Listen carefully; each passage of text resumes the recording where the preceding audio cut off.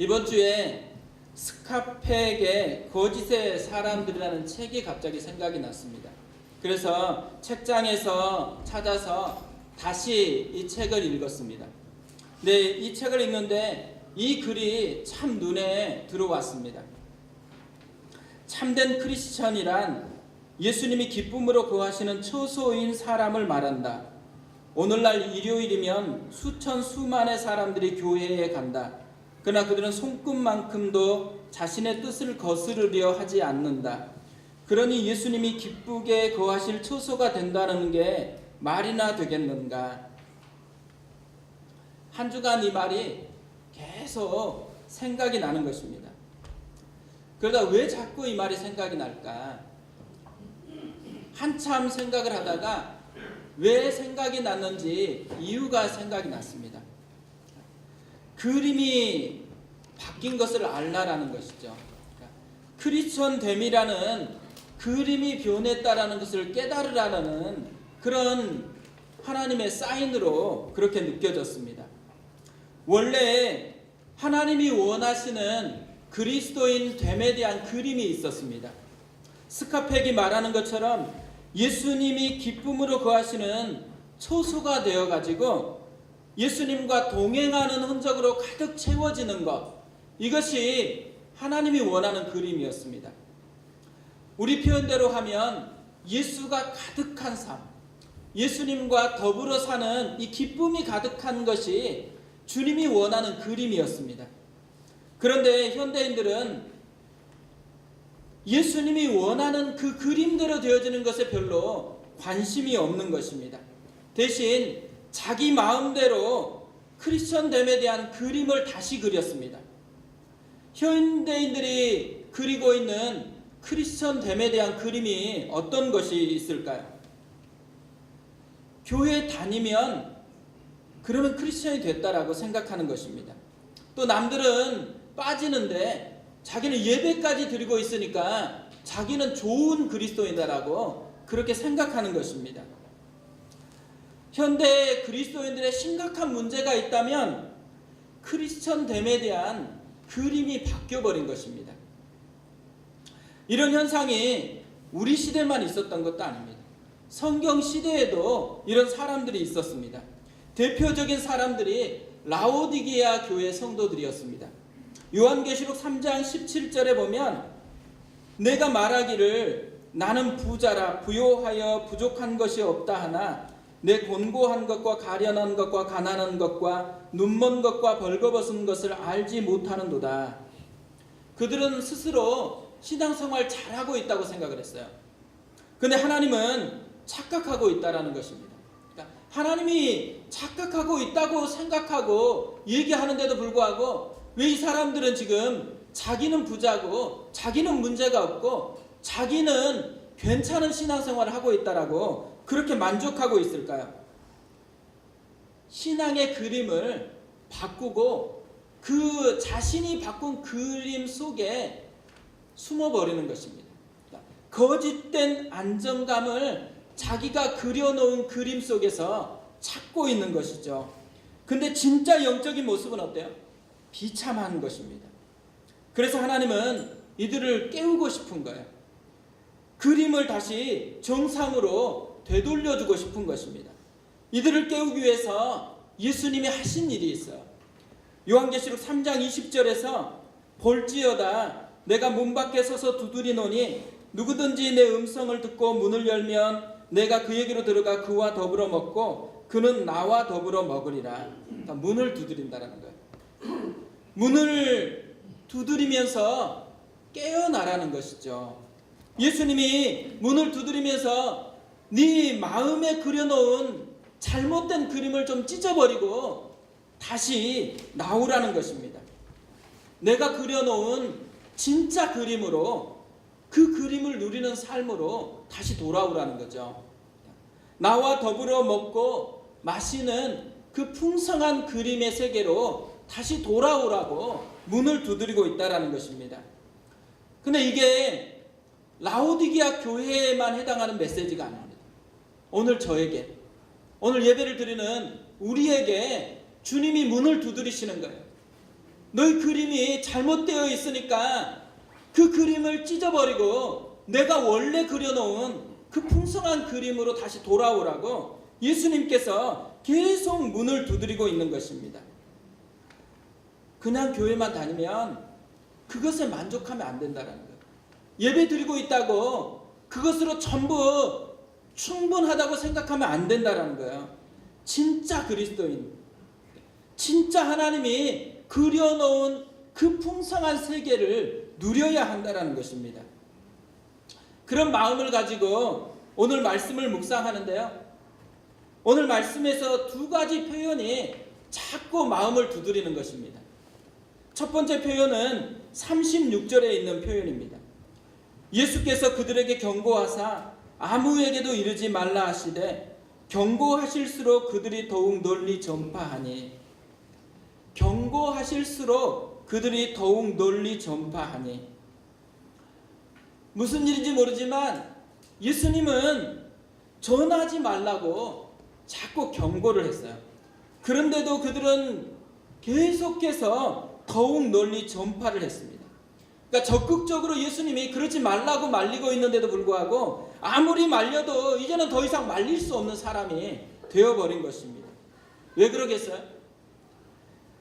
자신 안에 멈출 수 없는, 숨길 수 없는 복음의 비밀을 간직하게 된 것이죠.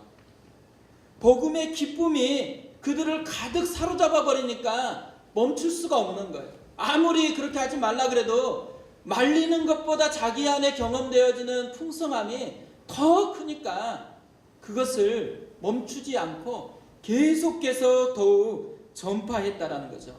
이것이 주님이 원하는 그리스도인의 모습이라는 것입니다. 또 하나 37절에 있는 표현입니다. 사람들이 심히 놀라 이르되 그가 모든 것을 잘하였도다. 못 듣는 사람도 듣게 하고 말 못하는 사람도 말하게 한다 하니라. 사람들이 심히 놀라. 여기서 이 심이라는 말, 이 심이라는 말은 신약 성경에서 여기만 나오는 그런 유일하게 나오는 단어입니다. 이 말은 두 단어가 합성된 말이에요. 뭐뭇 이상해라는 뜻의 전치사인 휘펠이라는 말하고 지나치게 보통이 아니게라는 부사인 페리소스라는 말이 합해져서 만든 그런 말입니다. 그러니까 지나친 것도 부족해서 그 이상의 뭔가 그런 의미를 가지고 있는 말이에요. 그리고 놀라라는 말, 이 놀라라는 말은 압도당하여 거의 정신을 잃을 정도로 놀란 상태를 가리키는 동사라고 합니다. 그러니까 지나친 것 이상으로 압도당하여서 거의 정신을 잃을 정도로 놀란 이런 상태를 지금 경험하고 있다는 거예요. 하나만 해도 굉장히 센 말이잖아요. 이 센 말과 센 말 두 개를 합쳐가지고 지금 표현하고 있어요. 왜 그냥 비교급으로 하나 표현해도 되게 강력한 표현인데 이 센 말을 두 가지를 합쳤겠어요? 그것 이상의 것을 누리고 있으니까. 그것 이상의 것을 지금 누려야 되니까. 그래서 최상의 표현을 하고 싶어서 이 두 단어를 합쳐가지고 심히 놀라라는 그런 이야기를 하고 있는 거예요. 이 모습이 초대교회에 또 주님이 꿈꿨던 그리스도인의 모습이었다라는 거죠.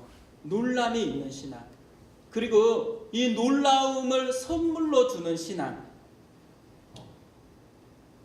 사실 이 사람들이요, 처음부터 그러면 이런 놀랄만한 자격을 갖추었냐? 잘 그렇지 않습니다. 원래 나오는 이 사람 처음에는 귀먹고 말 못하는 사람이었습니다. 사실 귀가 먹고 말을 못할 뿐이지 눈은 멀쩡해요. 그리고 발도 멀쩡해요. 그러니까 예수님의 소문을 듣고 나서 이 사람이 그냥 예수님을 찾아가도 돼요. 그런데 본문을 보면 이 사람이 예수님을 찾아가지를 않았어요. 그래서 곁에 있는 친구들이 이 사람을 향해 가가지고 이 친구를 끌고 오는 거예요. 왜 이 사람은 예수님의 이 소문을 듣고 자기가 가도 되는데 그런데 끌려서 가고 있을까요? 몸만 망가진 게 아니고요. 마음까지 망가진 거예요. 시도해봐도 안 됐다라는 거예요. 그리고 자기가 뭔가를 하려고 그러면 옆에서는 너 안 되니까 너무 애쓰지 말라고 계속 마음에 상처를 준, 이것이 이 사람 마음에 가득 쌓여 있었던 것이죠. 그런데 이런 사람이요, 지금 아무리 말려도 참을 수 없이 표현할 수밖에 없는 그런 사람이 됐어요. 그리고 또 이 사람이 스스로 오지도 못했는데 불쌍했던 이 사람이 압도당해서 거의 정신을 잃을 정도의 놀라움을 지금 누리고 있는 사람이에요.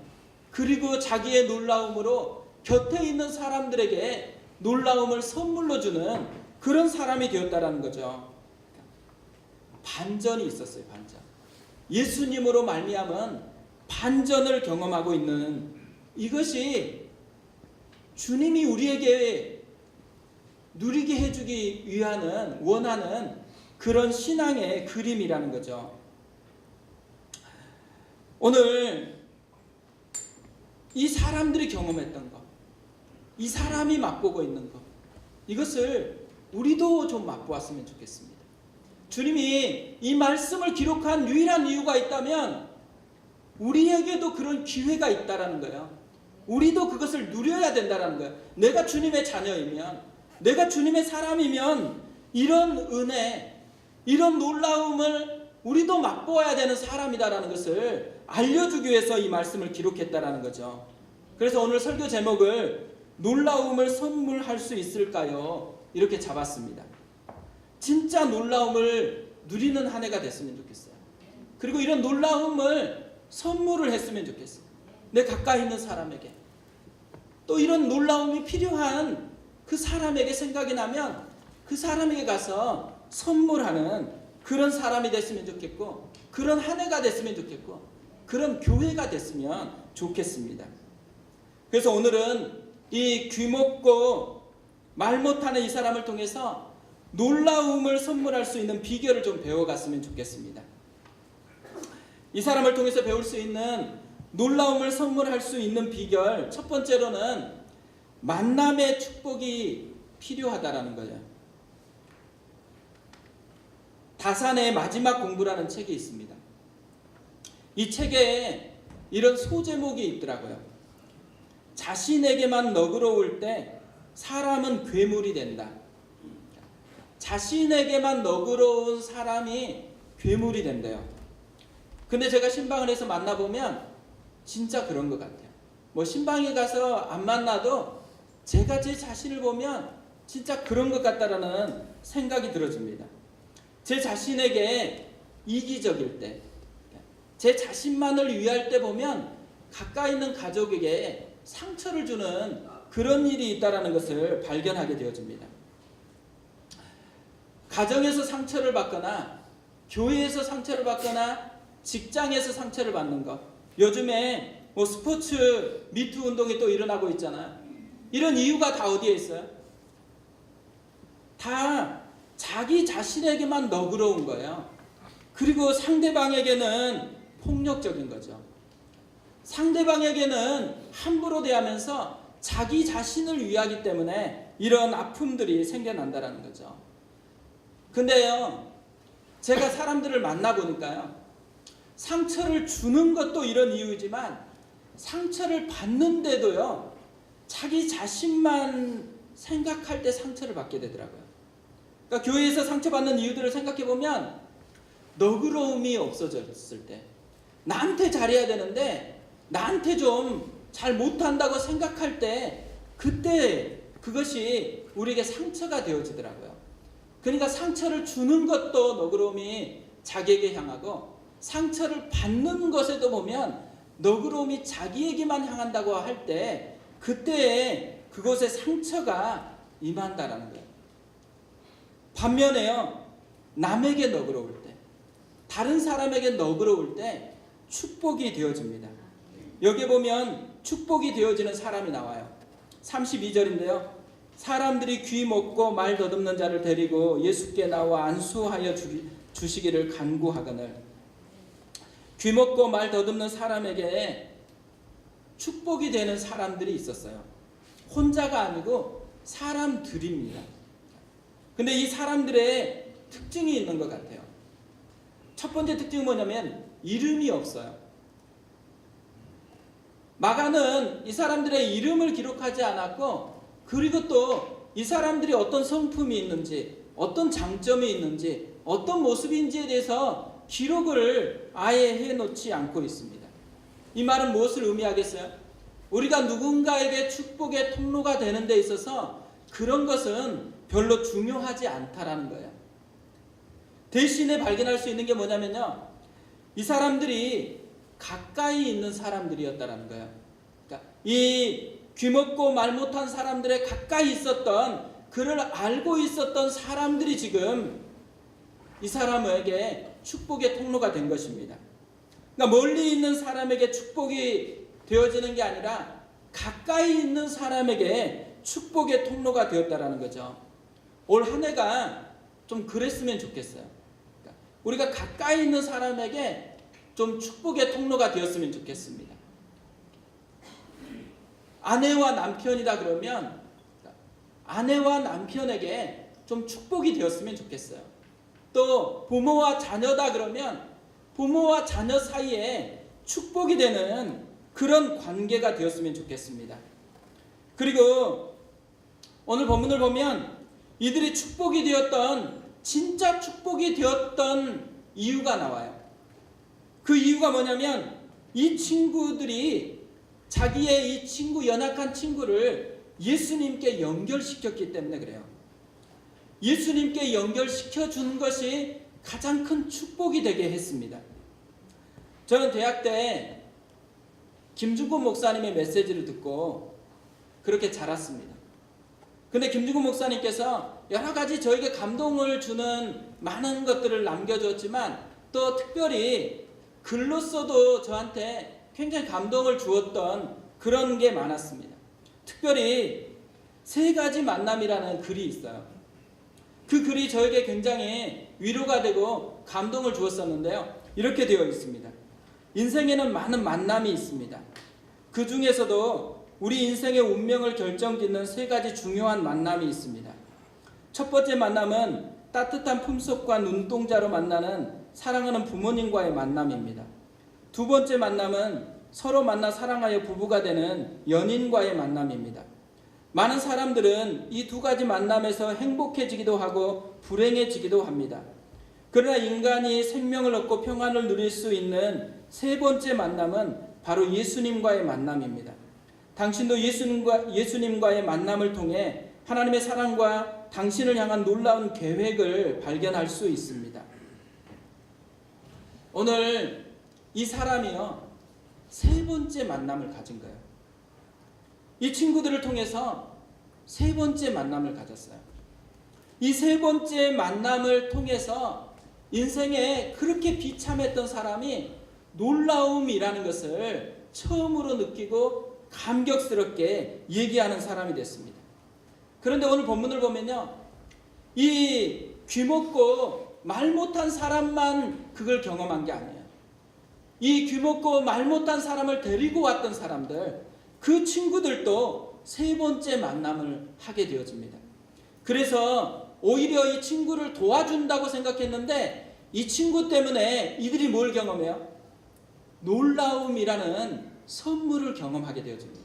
자기 마음 가운데 진짜 놀라운 예수님과의 만남을 그들이 생생하게 눈앞에서 경험하게 되어지는 거죠.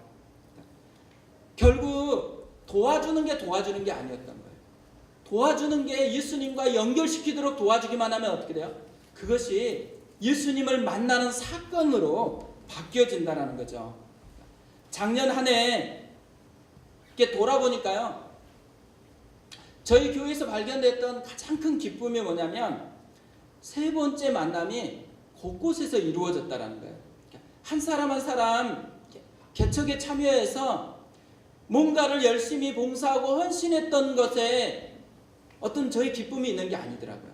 그거보다 훨씬 중요한 것은 이분들이 마음으로 예수님을 만나는 감격이 있다는 거예요.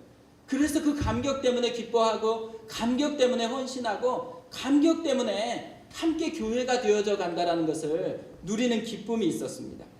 특별히 새생명 축제 때 진짜 처음으로 나와서 교회에 나와서 예수님과 연결됐는데 한 번 예배를 드리고 예수님을 영접하고 인생을 다시 방향 전환해서 하나님께 나오는 은혜가 있었던 것. 구석구석에 보면 이런 세 번째 만남으로 인한 감격이 있다는 것을 깨닫게 되어졌어요. 올해도 더 그랬으면 좋겠습니다. 올해도 우리 속에 예수님을 만난 이 세 번째 만남으로 인한 감격이 있었으면 좋겠어요. 예배를 드려도 예배가 세 번째 만남을 가지는 감격이 됐으면 좋겠고요. 또 다락방이 시작되고 봉사를 하고 뭔가 진행되어질 때마다 그곳에서 예수님을 만난 감격. 그래서 내 마음속에 이전에 경험했던 그 주님과는 또 다른 놀라움을 경험하는 그런 은혜가 있었으면 좋겠습니다. 두 번째로 이 사람을 통해서 발견할 수 있는 놀라움을 선물로 발견할 수 있는 비결은 예수님께 맡기라는 것입니다. 지난주 수요일인데요. 새벽에 요게벳의 노래가 떠올라서 깨어났습니다. 찬송이 생각나면서 깨어나니까요. 일단 기분이 되게 좋더라고요. 그리고 뭔가가 일어날 것 같은 기대감이 있는 거예요. 그날 수요일 오전 설교를 준비해야 되니까 설교에 대한 기대감도 있고 또 수요 오전 예배에서 뭔가 하나님께서 특별한 것을 주시려고 하는 건가? 그런 기대감이 많이 일어나는 것입니다. 그래서 설교 준비하다가 이 요게벳의 노래를 유튜브로 틀어놓고 들으면서 또 가사가 더 궁금해가지고 다시 가사를 찾아보면서 그날 새벽에 은혜를 누렸었는데요. 보니까 이렇게 되어 있어요. 작은 갈대 상자 물이 새지 않도록 역청과 나무 진을 칠하네. 어떤 마음이었을까 그녀의 두 눈에 눈물이 흐르고 흘러 동그란 눈으로 엄마를 보고 있는 아이와 입을 맞추고 상자를 덮고 강가에 뛰며 간절히 기도했겠지. 정처 없이 강물에 흔들흔들 흘려내려가는 그 상자를 보며 눈을 감아도 보이는 아이와 눈을 맞추며 주저앉아 눈물을 흘렸겠지. 너의 삶의 참 주인, 너의 참 부모이신 하나님 그 손에 너의 삶을 맡긴다. 너의 삶의 참 주인, 너를 이끄시는 주 하나님 그 손에 너의 삶을 드린다. 그가 널 구원하시리, 그가 널 이끄시리라, 그가 널 사용하시리, 그가 너를 인도하시리. 엄마의 마음이 정말 잘 담겨있는 그런 찬양입니다. 근데 오늘 설교를 준비하는데요, 다시 이 찬양이 생각이 나는 거예요. 그러면서 이게 보니까 모세는 갈대 상자를 통해서 하나님을 처음으로 만났더라고요. 또 말씀을 이번 주에 큐티를 하다가요, 요셉, 마리아의 남편인 요셉은 꿈을 통해서 하나님을 만났더라고요. 하나님은 다양하게 사람을 만났더라고요. 오늘 이 사람도 마찬가지입니다. 예수님은 이 사람을 독특한 방법으로 만나주십니다. 33절, 34절인데요. 예수께서 그 사람을 따로 데리고 무리를 떠나서 손가락을 그의 양 귀에 넣고 침을 뱉어 그의 혀에 손을 대시며 하늘을 우러러 탄식하시며 그에게 이르시되 에바다 하시니 이는 열리라라는 뜻이라. 이 사람을 따로 데리고 가서요, 손가락을 양 귀에 넣고 그리고 침을 뱉어가지고 그 뱉은 손으로 혀에 댔습니다. 다른 건 모르는데 침 뱉어가지고 혀에 댔다 그러니까 되게 지저분하게 느껴지잖아요. 그게 왜 이렇게 했을까? 이 지저분한 방법을. 그게 찾아보니까 당시에는 침이 치료 효과가 있다라고 그렇게 여겼다 그래요. 그럼에도 불구하고요, 좀 그렇게까지 막 이렇게 선호하는 방식은 아니잖아요. 근데 이 본문이 있기 바로 전에 수로보니게 여인이 예수님을 만났어요. 근데 이 수로보니게 여인의 딸을 고쳐주실 때는 예수님께서 지저분하게 보이는 방법을 쓰지 않았어요. 요란한 방법도 안 해요. 그냥 말씀만 했어요. 말씀으로 완전히 고쳐주셨는데 오늘 이 사람에게는 전혀 다른 방식으로 지금 치료하고 있어요. 그리고 방법도 뭔가 좀 요란해요. 근데 원래요, 이 사람을 데리고 왔었을 때 사람들이 원하는 방식이 이거 아니었어요. 32절에 보면 원래 사람들이 원했던 방식이 있습니다. 사람들이 귀먹고 말 더듬는 자를 데리고 예수께 나와 안수하여 주시기를 간구하거나요. 안수. 사람들은 안수를 원했어요. 안수는 당시에 보편적으로 치료하는 데 쓰이던 방식이었어요.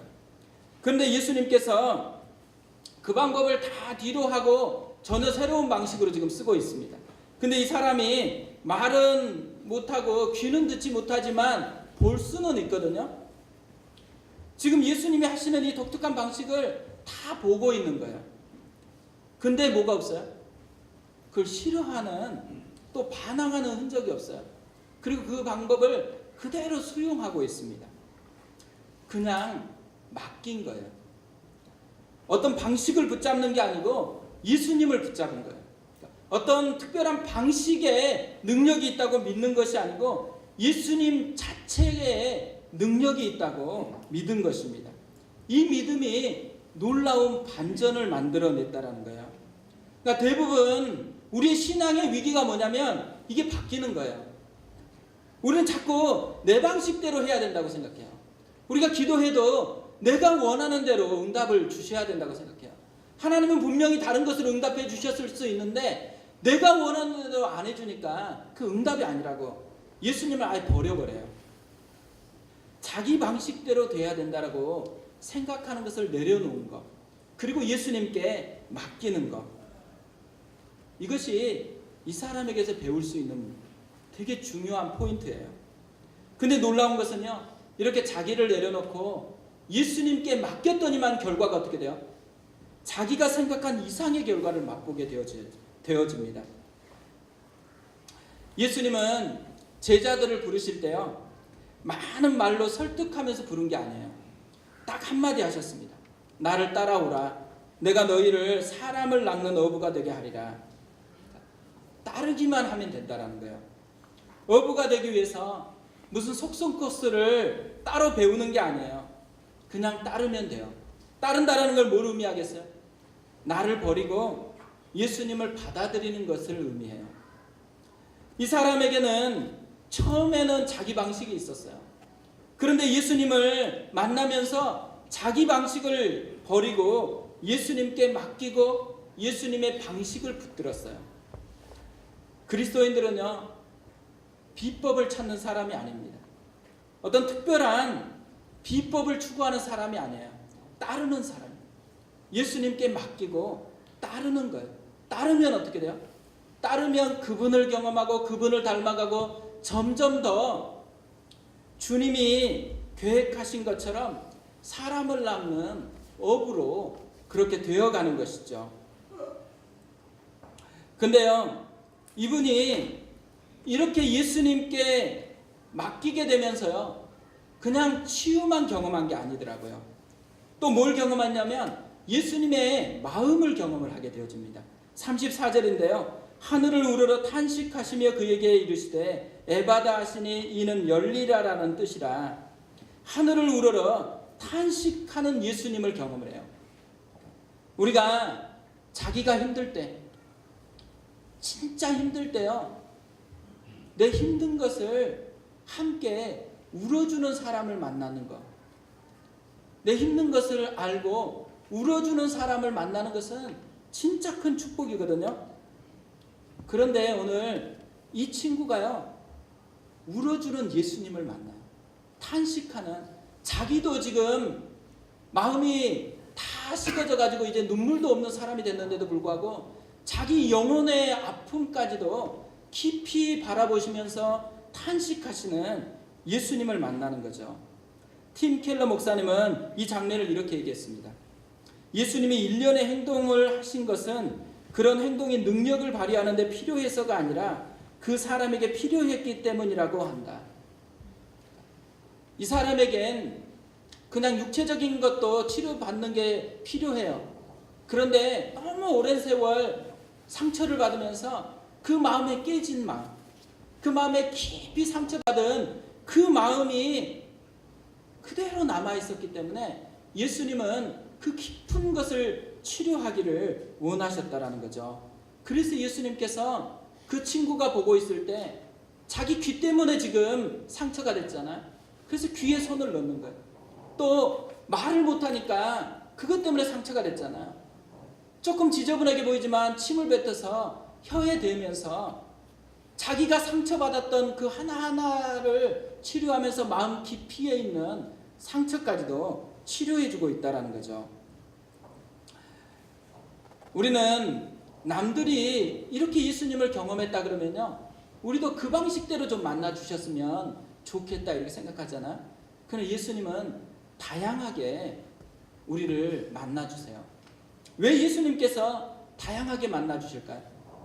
우리 상황이 다양하니까. 우리가 아픈, 우리 내면에 아픈 이유가 다양하기 때문에 그 다양함으로 만나서 우리 영혼에 있는 그 깊은 아픔을 치료하고 우리 문제를 치료해 주기를 예수님께서 원하신다라는 거죠. 올 한 해 우리가 이 사람처럼 맡겼으면 좋겠습니다. 주님이 우리의 마음 깊은 곳까지 치료해 주실 것입니다. 사실 오늘 설교가 끝마친 후에 무슨 찬양할까 찬양을 생각하는데요, 떠오른 찬양이 있었습니다. 예수 늘 함께 하시네. 이 찬양 우리가 자주 불렀는데 이 찬양이 생각이 났습니다. 그래서 다시 유튜브에 찾아봤어요. 그랬더니 이 찬양의 특징 중에 하나가 뭐냐면 댓글이 굉장히 많습니다. 이 찬양에 은혜를 받은 사람들이 굉장히 많더라고요. 이런 내용이 있습니다. 건강하던 저희 아이가 갑작스레 찾아온 백혈병, 숨조차 쉴 수 없이 원망하던 나날들, 왜 저입니까? 끝없이 되뇌이며 주님을 원망했습니다. 정신을 차리고 아이를 보았습니다. 투병 중에 매일 기도를 하며 하나님을 붙잡고 있는 12살 딸아이를 보면서 제 자신이 참 나약해 보였네요. 1년이란 집중 치료 중에 고비도 있었고 응급실에 딸아이가 고통 중에 부르짖으며 저에게 도와달라고 아프다고 어떻게든 해달라고 하는데 제가 할 수 있는 건 아무것도 없었습니다. 제가 할 수 있는 건 기도밖에 없었어요. 이 찬양을 힘든 시간 딸아이와 들으면서 이 또한 지나갈 거라면서 웃으며 그런 날도 있겠지라고 할 거라면서 서로 토닥였던, 그래서 위안되었던 찬양이네요. 그리고 이 밑에는요, 아마 청년이거나 이렇게 학생인 것 같아요. 이런 글을 써놨습니다. 하나님, 저 너무 힘들어요. 친구 관계도 어렵고 세상과 사이가 너무 크게 느껴져요. 요즘 매일 울어요. 고달픈 인생길을 살아가는 사람들이요, 진짜 많은 거예요. 그런데 오늘 말 못하고 귀가 먹었던 이 사람, 진짜 고달픈 인생길을 걷는 그 사람이었습니다. 그 사람이 예수를 만나기 위해서 친구들이 데려갈 때까지만 해도 자기를 치료해 줄지, 자기에게 이런 놀라움이 있을지 그런 것을 기대하지 못했어요. 그런데 예수님을 만나고서 이 사람의 인생이 바뀌어집니다. 고달픔이 놀라움으로 바뀌어져요. 그리고 그와 함께 있었던 친구들이 함께 이 놀라움이라는 선물을 누리는 그 은혜가 있었습니다. 예수님께서 오늘 우리에게 한 사람 한 사람 예배로 초대하시면서 이 선물을 주고 싶어 하신다고 생각을 해요. 고달픈 인생을 살아가고 있는데 고달픈 인생만 바라보지 말고 주님께서 놀라움을 주기 위해서 우리 곁에 있다라는 것. 그래서 예수 늘 함께 하시네. 예수 늘 함께 하시면서 우리를 바꾸시는 그 은혜를 우리가 누렸으면 좋겠어요. 그래서 우리 속에 있는 이 그림, 크리스찬 됨에 대한 그림이 진짜 바뀌었으면 좋겠습니다. 주님을 누리셔야 돼요. 주님이 얼마나 풍성하신 분이신지 그분을 누리는 것이 크리스찬 됨의 그림이 되어져서 우리도 놀라움을 누리고 놀라움을 선물로 주는 그런 은혜가 있었으면 좋겠습니다.